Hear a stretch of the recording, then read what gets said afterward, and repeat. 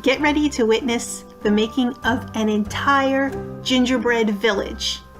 And it had to be a whole village because I needed a lot of pieces to practice with to get these just right. In this episode of Thermal Mermaid, we're making gingerbread houses in full Technicolor, and this wasn't the easiest recipe. We're incorporating my molding recipe, which we're about to pour, into our gingerbread houses, and then we're going to add a soap dough for a frosting layer, and then on top of that, we're going to paint over our houses with cold processed soap, and I'm going to show you how to do it every step of the way. Now that we have all of our golden roofs all glittered up, it's time to move to the next step.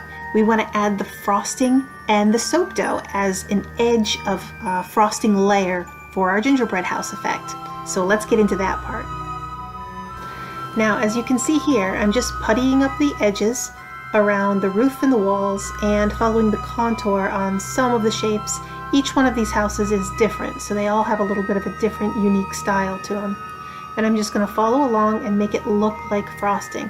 Now, there are a couple of things to watch out for. First of all, the yellow oil is still a little bit slick, so that makes it a little difficult to stick it on, but you have to just work with it and be a little bit careful. And also, I've noticed that you can overdo it, and you can even kind of mess up a little bit quite easily and go back and correct later on. It's much easier to correct anything later on than it is to keep manipulating and playing with it, because then you might start making a sloppy mess.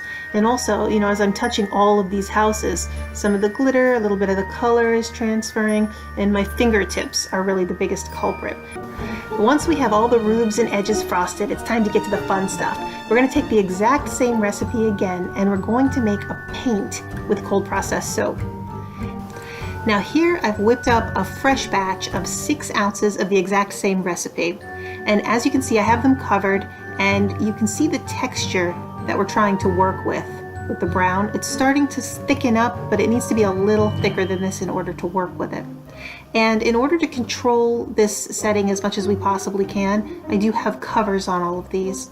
And so we're going to just test these until they're ready. And you know, I have a few practice pieces in the background, so we'll just start working with it a little bit until we get the right texture. Now, it turns out that we made this, it took me about 15 minutes for it to just set and just get it to the right thickness that I wanted to start working with it for painting. And then I was able to work with this for about 2 hours, maybe an hour and a half, before it started getting too thick to work with.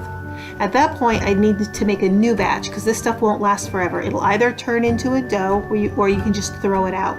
But because I have so many houses in front of me that we're going to work on, I had to stop what I'm doing and make a new batch. But typically, if we were just using those 6 pieces of gingerbread houses, we'd have plenty of time to paint these up, and we could have just done it in one go. But of course, this is going to take a while. Behind me, we've got about 30 gingerbread houses, and we're going to just start working with all the colors and just kind of work with what makes sense.